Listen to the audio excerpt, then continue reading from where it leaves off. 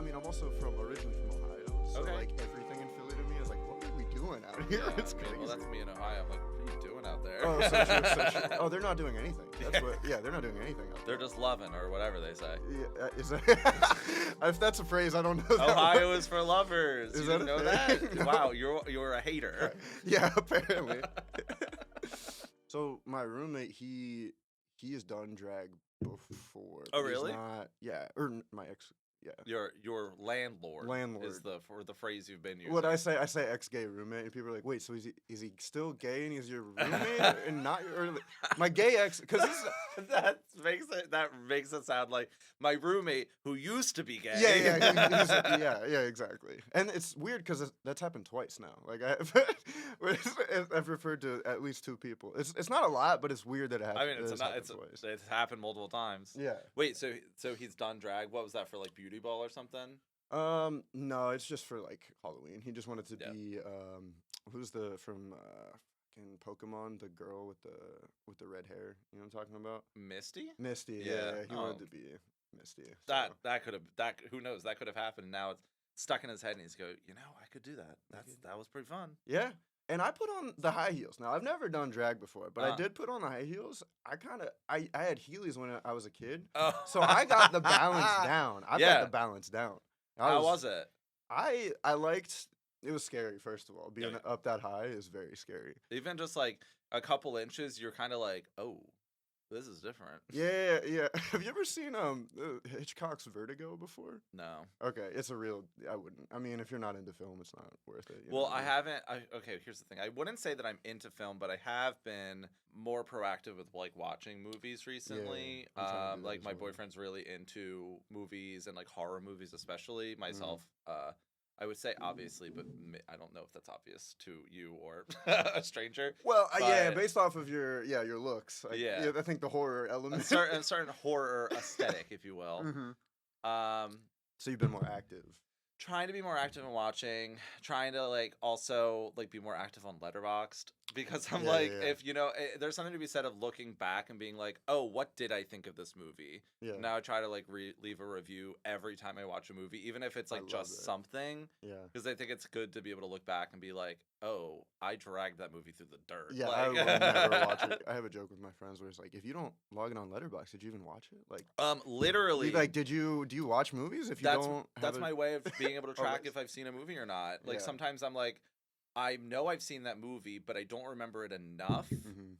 to rate it. So then, in a way, it feels like I didn't. You didn't even watch it. There's so many movies that I've seen Yeah. that I don't have logged on there because it's like I need to rewatch it again. Yeah, or I was like before 11. Yeah, I was 11. Isn't it? I feel like it's also weird. Like before, I mean, to me it was pre-COVID, but it was also like before I was 20-ish. I would say Mhm. all the movies that I watched then, I felt like I had a really good, like memorable experience watching them, even if they were like I remember that they were bad or good or Mhm. whatever. Now, like I watched a movie last year, When Harry Met Sally, and I was like, I know I liked that movie, but like I don't remember that much about it. You know what I mean? Like Mhm. I feel like as I get older, or maybe it's just the amount that I'm consuming, that they all just kind of start. I don't know. Like, It could be both, because in a Going way, I through feel the like movies, dust. like growing up, movies end up being like an escape, a temporary escape, or like yeah, for me, like I have like ADHD and like I didn't know for most of my life. Mm. So growing up, it was kind of like oh, this is something that I'm able to like hyper fixate on for like a 90-minute period of time, yeah, just to like be immersed in it. hmm And then like as an adult, after you watch like so many and whatever changes happen Yeah. with like, it just is like different. And like Right. the more movies you watch, the more you can kind of understand, I don't know, I guess like their intent. hmm Like even growing up, horror movies, I kind of like the idea of them, but I grew up, I'm 30, just for like context. hmm I grew up with, walking around on like Halloween night or something. You see these homemade haunted houses, and they have like Ghostface and like Leatherface and like all of these like classic yeah, horror movie monsters of like of like this era of time, or even right before. And I was like, what is scary about Ghostface? Like Yeah. there's literally nothing scary. And then later on, when I watched the movies as an adult, I was like, oh, it's literally not supposed to be scary. Like that's kind of like It's part campy. of it. Yeah. yeah. That was very like eye-opening to kind of be like, oh, that makes more sense. Right. This might be a good place to start. I think we could probably jump in. Yeah, whenever you're ready. Ladies and gents, welcome back to Articulate. Today we have Pi, the number. Thanks That's for joining. me. Yeah. We were just talking about the horror movies, the difference between horror movies when you're a kid and as you grow up Oh yeah. as well too.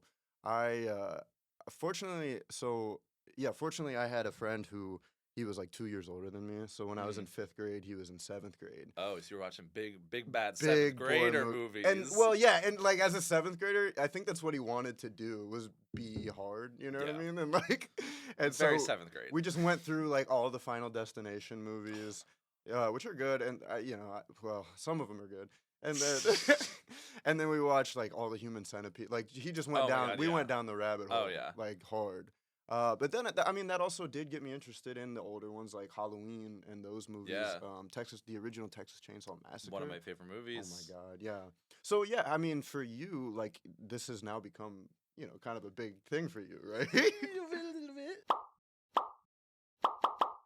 Yeah, a little bit. Yeah. So where did that? I mean, I guess did it start? Did you just were you naturally inclined to Halloween? Was that like your favorite? I think for me, like growing up, I was always really interested in like the exploring like creativity. So for me, I would be trying out different arts and crafts at home. Like I would have like one of those little loom things to make a little pot holder, or like a latch hook rug, or like a scrapbook. And then like at some point, Halloween was exciting for me because I got to dress up. And like Okay. that was very just fun because that's something that I would do normally. And it was like, oh, Halloween is where I get to dress up and everybody gets to dress up and everybody's excited about it and they talk about it. And it's like this big cultural thing where Yeah. everybody's just like, let's play dress up. Like, that's amazing. Like Yeah. everybody just National decides to do dress-up drag day. for a day. Like Yeah. it's amazing. Absolutely. So that was the starting. That was the kickoff. I would say that has a pretty good root in kind of what got me interested in, I guess, using full body creative expression like that. Because drag is very like fluid, where it's like you're kind of exploring gender expression, but like you can also really pull it in that like third axis where you're exploring like shape and form and like Well, the body craft, the like creativity the of it. monster of it. There's just so much. You basically are just this like big ball of clay. Yeah. You could do whatever you want with it. Wow. No, I love that. I love that you bring the creative aspect into drag, because that's the part that, again, it's like I'm not super involved. I've watched RuPaul's All-Star Season 6. That's the only one. Well, there you go. That's a good one. You know what I mean? There you go. I don't remember who was on that one. There's been so many. Ginger Minj. They come out so yeah, I love much. Ginger Minj. Yeah, she should have won. But yeah, it's fine.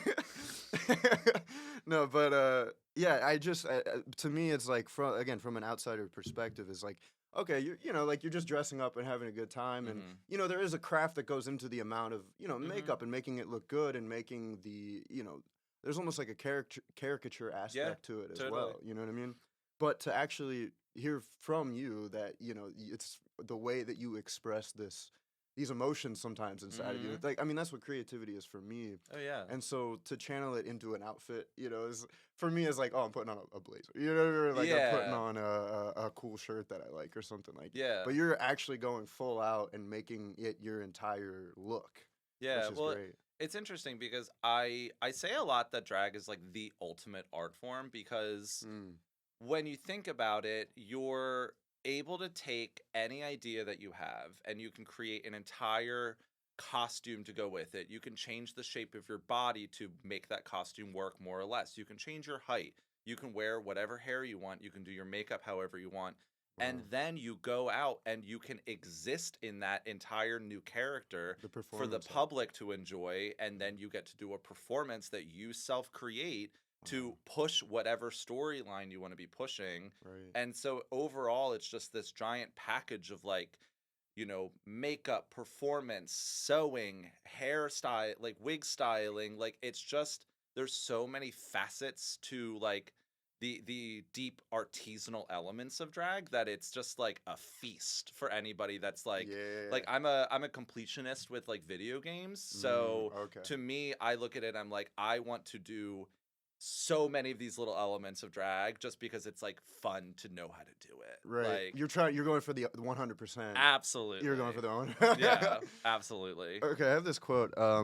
Eyebrows are cousins, not sisters. Is that true or false? It's true. Eyebrows are cousins. They can, here's the thing. Eyebrows can be cousins, sisters, twins. Okay. Okay. Divorced and remarried. Like when it comes to eyebrows, especially nowadays, I think there's a general understanding that like yes, sometimes eyebrows look good on a face and sometimes you don't need eyebrows at all. Like right now, I have some residual, but I shave mine off just for makeup purposes. It's Right. easier. And then like in drag, some of my looks will have eyebrows that are super skinny and like really high arched. Other times they'll be like like more thick and flat. Other times Yeah. I don't have any eyebrows at all. It Does it just serve? is. Does each one serve different purposes, or is it just whatever you're feeling? It's whatever I'm feeling in the moment. Okay. Makeup for me is very an in the moment experience. I kind of let myself get lost in the process, and I have an idea of I'd like to end up with this kind of look, or perhaps I know what I'm going to be wearing, the Right. outfit and hair or something, but then I'm like, well, I can really do whatever I want with my makeup. So let me just like sit down, smoke a little weed, and just like let it go. Like it's just like sitting down with a sketchbook, but it's on your Yeah. face. Do you find that with other queens, like that they do the same type of thing, or do you find some people are very meticulous and plan out, or It's a just little all over the place, you okay? know. It's drag is full of a lot of multifaceted artists. So there's a lot of people that they know the exact face that they do and they'll do it every single time and it will be more or less the same every time. Right. And that works for them and they are able to really thrive doing that. Mm. Some people will experiment with different faces, but they will jot it down first. They'll map it out for themselves to get an idea, making like a face chart. You know, it's the same idea as like if you were to go to a beauty store or something and go to get makeup and be that you know you can map out like oh you can put your blush here, you can put your contour here and all of this stuff. Mm. Me, I just go in with a concept and I let whatever happen Just and let it rip. that is like an escape from reality that I kind of stumbled upon when I started doing makeup and it, Mm. you know um When did you start? I started doing drag in 2016. Okay. I started off by like playing around with makeup. I was in college at the time. I was a senior, Yeah, I and did want to ask, and yeah, I don't want to assume anything, but somebody told me it is always a good question to ask hmm the coming out versus coming out as drag. Like those are always two different big, totally. yeah, two big different things. Yeah, so those are different. So I I was in an interesting situation where everybody knew that I was gay before I ever knew growing up. Okay, So perfect. They treated to you as me, it was such. like around like late middle school, early high school, Mm. where I was like, yeah, I'm gay, whatever. And I was like, we knew. Yeah, all right. And then, you know, later on in college, found myself interested in watching Drag Race. And then I turned 21 and I watched a drag show in person. And I was like, this is really cool. And also, I can do that. And Right, so then I because you were already started, doing all the creative stuff anyways, all the arts and yeah. crafts, right? Yeah, I've always been very artistic, and I Hmm. was in like the art clubs and like art classes in college and stuff. So Yeah. it just kind of made sense. So I started dabbling with makeup because, as I said, I'm a perfectionist, and so I am like I don't want to go out in drag until I know that it like is correct. Mm. So I started dabbling and teaching myself from like online and like borrowing asking my sisters for their old makeup, and they were like, "Oh Yeah. yeah, of course you can have this. Like we never use this." Sure. So kind of just taught myself, and one thing led to another, and it just like And then you shaved kept your eyebrows. just keeps progressing, and now I don't have eyebrows. Yeah. Do want to say Mia Goth? I think she's making that no eyebrow look just banging. No, yeah, I so love good. Mia Goth. She's so good. No, that's cool. That's an interesting progression. So, have you found, it seems like that this idea of creativity has always been with you, Mhm. since the start. And so, have you found that it, like motivationally, have you had, ebbs and flows? So, when you first saw that show, you were probably like, oh my God, I can't wait to fucking paint my face. Oh You know what I yeah. mean? And then and then now you're working into I just saw the announcement. I don't know if we could talk about Yeah, no, the, it's been announced. Yeah, okay, that's part of why I was I asked for us to delay this a little bit because I knew that the announcement was coming up. It's like I was Dragula. like, oh, if I do this a couple days before, like I know it's gonna limit it like just a little bit too much. So I was like, it's just gonna be easier if we wait. Goulet Brothers Dragula Season 6. I don't know. Like Dragula to me is like such a foreign concept. You know what I mean? It's pretty crazy. But I've heard. So I like once I saw the announcement, I asked. You know, I have a guy on the inside. You know what I mean? My my ex gay my roommate, my gay ex. Your ex roommate who's no longer gay. Yeah, yeah, exactly. But he was like, you know, Dragula is it's a big deal. So congratulations, first of all. Thank you. I really appreciate it. It's very exciting, very nerve wracking, but it's cool. It's exciting. Something that I've been kind of working towards for a couple of years now. So to see it happen is, it feels really good. It feels like I'm kind of you know, I planted my cornfield, and after a couple of years, I'm like, it's like a nice big harvest. If that's what it feels like. So like that was kind of the original question. Like, so for me, at least the way it was with film is like I kind of had my first, you know, when I realized that's kind of what I wanted to dip into. There was the first like year where I was just writing, you know, a bunch of scripts and getting really into the film world. And then, you know, you do that for a couple years and you kind of have to start to find a direction with it. Totally. You know what I mean? Yeah. And start planting those seeds that you're talking about, because otherwise it's just you're bouncing around and you're not working towards anything long term. And then and when you're without a goal, it again, it's not as motivating. Like you don't feel as creative because you're not working towards something long term. So it was just, you know, your experience with that, and you know, when did you start planting these seeds? It's interesting because when you first start doing drag, there's something.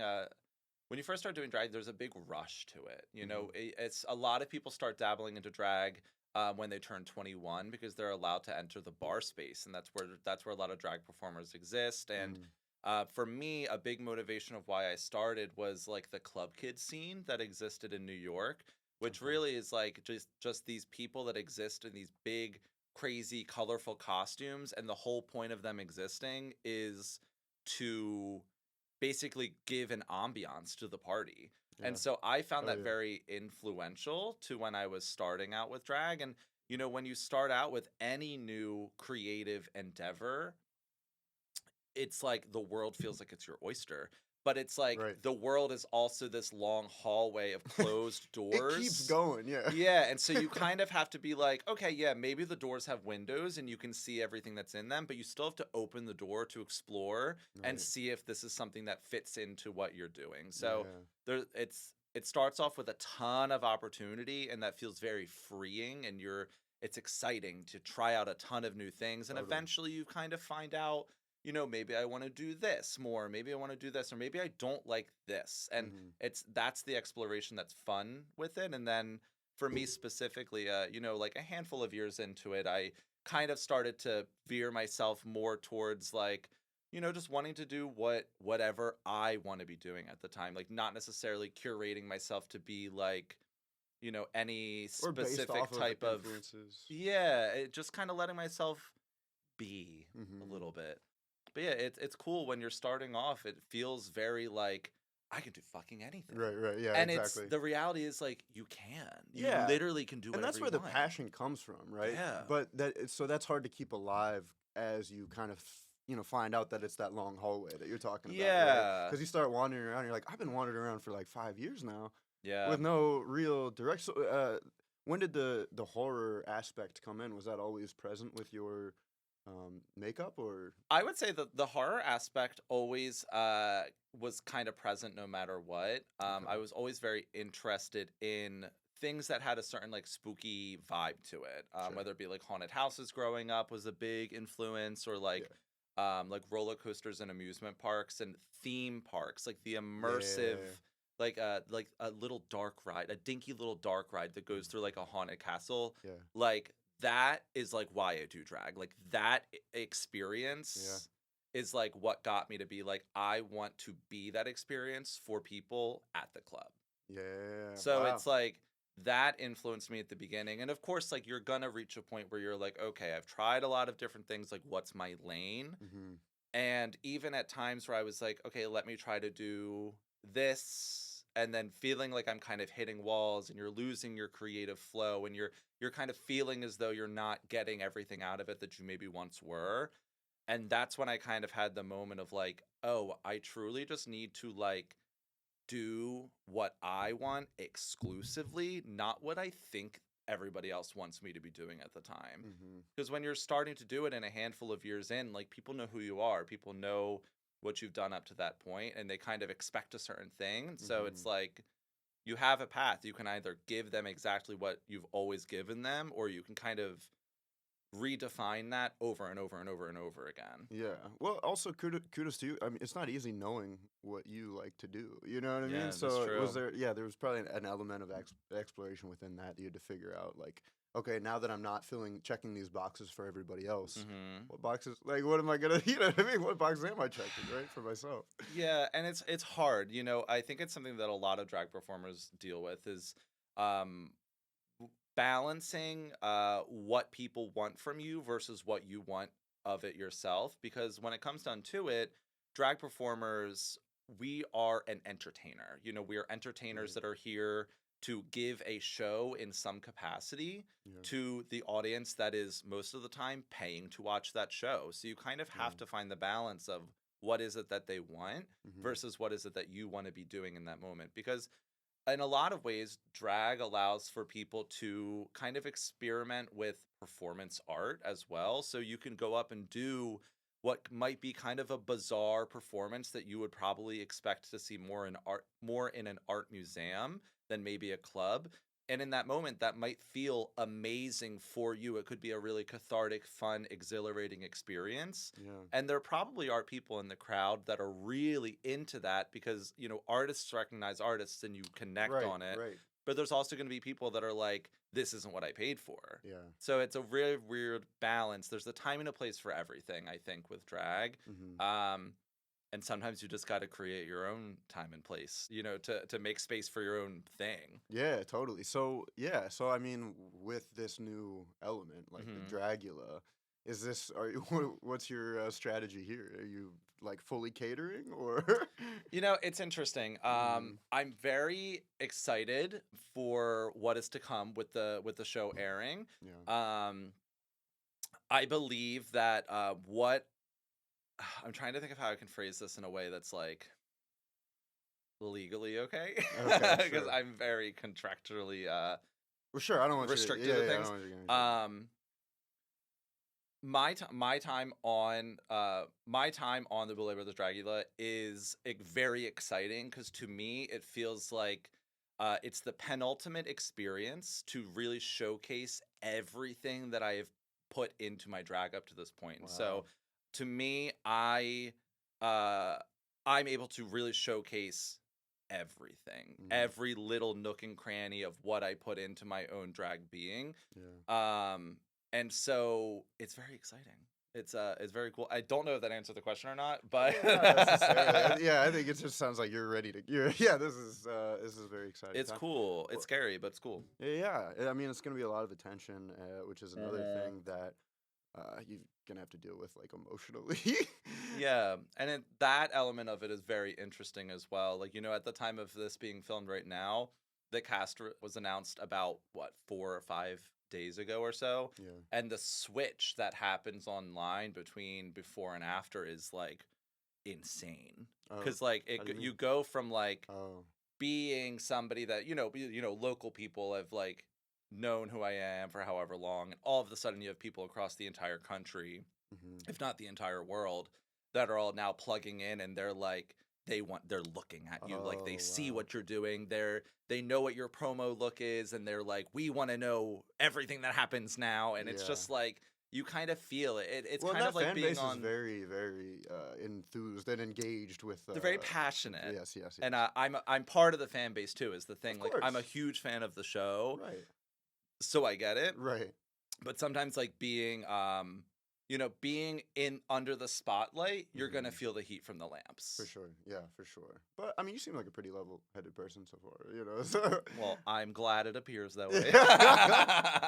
But I mean, we can kind of come back to it, but I did want to ask, like, about your Philly experience here as well in the Philly community. Like, how did you, like, create first of all, like, I don't know, I'm not trying to be offensive or anything, You're but good. like, how do you get money? Like, is it enough to make, your living off of that, off of being a drag queen? Yeah, so when it comes to drag, there are a ton of people that are able to use it as the primary source of income, which is a really amazing thing.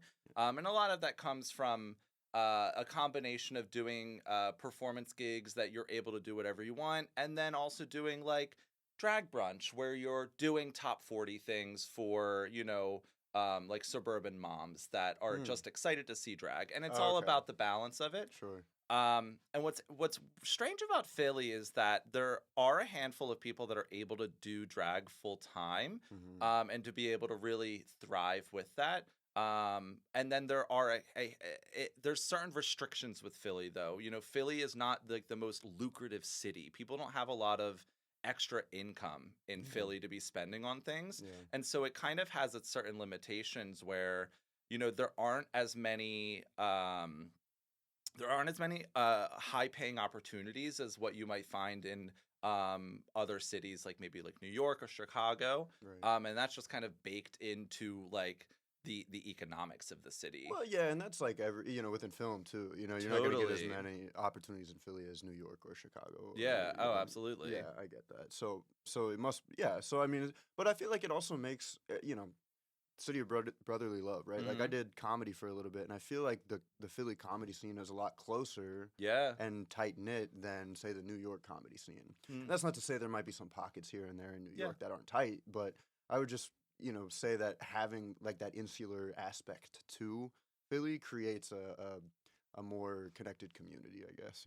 Yeah, and I'm actually glad that you bring that up because I think that there's in every state and city, there's always going to be a little pocket of people that are really interested in drag, Hmm. and they have their own little community. Yeah. What makes Philly's community special is, you know, when I was starting to do drag, it wasn't about the money. It was purely about the creative experience and expression, and that's what it was like for everybody around me. Oh, really? And so Hell yeah. we were able to be doing these wild, fun, crazy things, and we were just doing it for ourselves and for fun. And so that kind of turns into its own little incubator of Mm. people being like more and more and more creative. They're kind of Oh, pushing wow. themselves more further, and you see your friends doing more creative things. So you're Yeah. like, oh, well, then I can push myself further in different ways. And so it creates this like perfect alchemy for like really intensely creative and talented individuals that are Mm. truly doing it because they just fucking love it. Like they just Yeah. love what they do.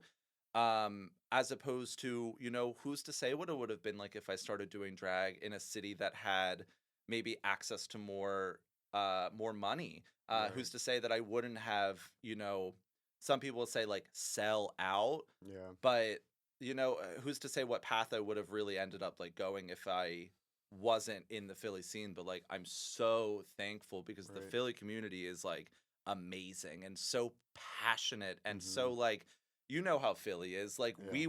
we if somebody tries to bite one of us, like we will all bark back at Yeah. them. Like Yeah. Yeah. Yeah. it's great. No, it's wonderful. And what's also interesting about the Philly scene, and you could tell me if you've shared a similar experience, but at least within comedy for sure, it's like I'm walking with giants right now. It was like I like these people are insanely talented. Yeah. And some of them I know will never get the recognition they deserve. You know what I mean? Yeah. Some of them will never like whether it be due to like financial circumstances Yeah. or just opportunity or, whatever in Philly. It's like I know that they're way funnier than I am or like way more talented than I am. Mhm. And I just got to play my cards right while I'm here, and learn as much as I can from them. Yeah, and I think that there's some parallels with that in Philly as well. Like, there's something to be said of like, we're all doing this for whatever reason. Right. Everybody has a different reason, but we're all doing it and we all see what each other put out there. And so Hmm. I feel very similarly where there are people that I'm like, you are so fucking talented. Like, it is astounding that you are as good at this as you are. Like, it really blows my mind. And there are tons of people that I'm like, I will never be as funny as you, or I will never be like as, talented as you in these ways. Hmm. And it's like, but there are certainly people that feel that way about other people or about me, Right, or like, right, right. like they might be saying that to each other. Like it's just Hmm. like, that's just how like a creative community kind of is. Yeah, for sure. Everybody has their own, you know, special talents. Yours being eyebrows. I'm assuming? Yeah.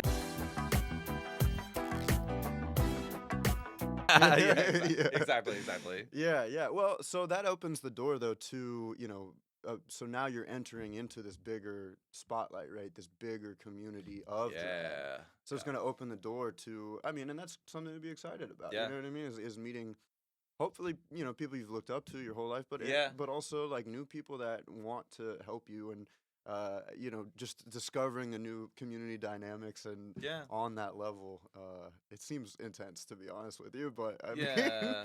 but I mean, you know, you gotta hope there's a lot of level-headed people there as well that Yeah. are happy to bring you on board and show you around. show Yeah, you the and I scene. think, you know, there's a general idea of like showbiz is showbiz. Like when it comes Mhm. down to it, like there's certain ways to navigate and maneuver your way through showbiz, and like you kind of have to be able to like withstand it, what both the good and the bad. And Mhm. so I'm excited that I'm in a position where I'm able to be navigating this, because Mhm. truly what it comes down to is like for me, I look forward to being able to inspire new artists. Like Right. to me, I look up to these artists that inspired me and got me into doing drag, which is something that I didn't realize I like needed in my life until it was happening. And so now I'm in a position where I'm able to do that for people. I'm able to give them the reason to say, you don't have to do drag like this. There is no rule book. You can do whatever you want, and you should do whatever you want, because nobody's going to do drag the way that you do drag specifically.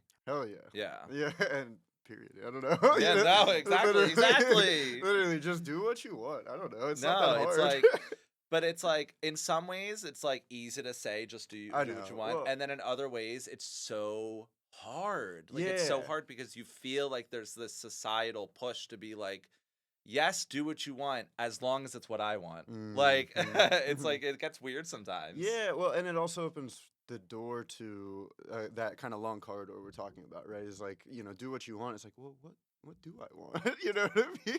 I mean, but that's a really interesting thing too, is like, you Mhm. know, with me for drag, like navigating how I want to express myself with drag, what kind of performances do I want to do? And there's so many little Lego blocks that you can play with. Mhm.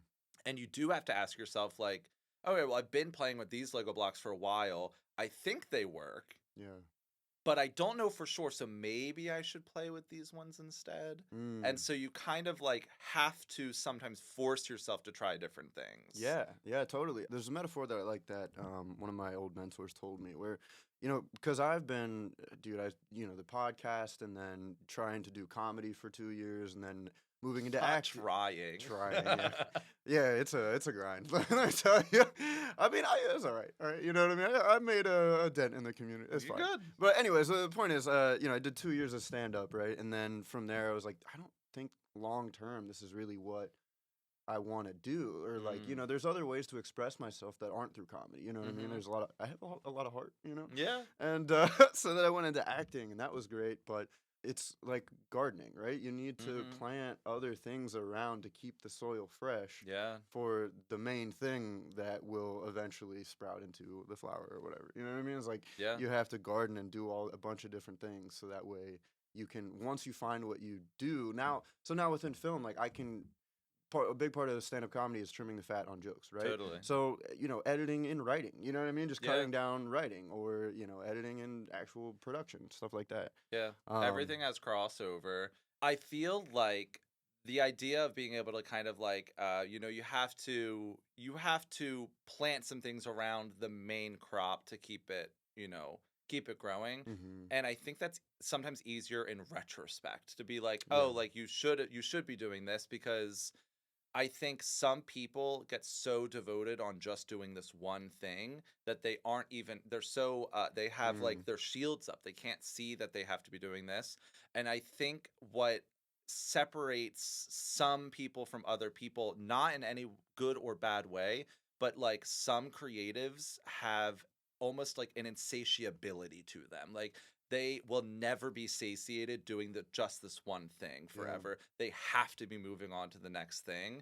And that's what ends up creating this like really beautiful field of crops that they are doing. Exactly. Yeah. No, I love that. That's why like some of my favorite artists personally are those multi-talented ones. Like I'm a big Childish Gambino fan who does, you know, writing, directing. He has a stand-up comedy special. He does acting, like all of those. All of those things. Yeah, like you said, it's just there's so many fun things to explore. Why would you limit yourself? It's creativity. Exactly.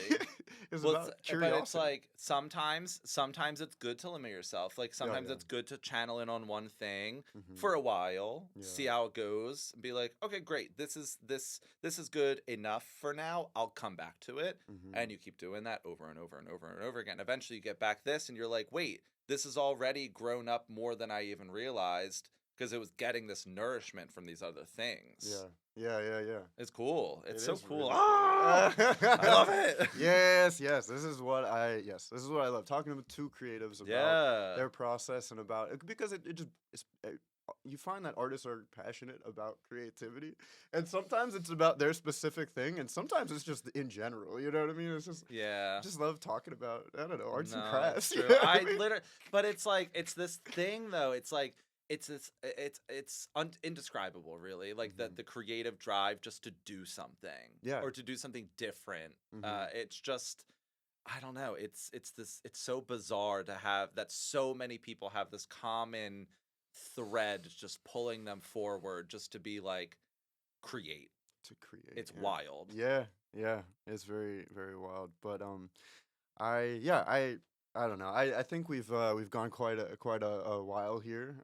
So I want to, I like to keep things, trim the fat. Sure. Yeah, totally. Yeah, to keep things blunt. But so I appreciate. This is a good note. I love this conversation. I love everything that we said. So thank you for coming on here. Pi, if you want to shout out, you want to do your Instagram, and then also you're gonna be on TV. So there's so many things. You don't even need this, but whatever. But yeah, you can find me on Instagram. That's not Pi. That's NOTPI. That's N as in Nancy, O as in Oscar, T as in Tango, P as in pussy, and I as in idiot. And if you add an underscore to that, you can find me on X, formerly known as Twitter. All right. Well, I'm glad you're holding down that. Somebody needs to take care of that. Somebody needs to hold that thing up. Girl, that bird is in a cage. so true. Yeah, well, thanks again. I appreciate it, and I think it was a good time. Thank you so much for having me. This is great.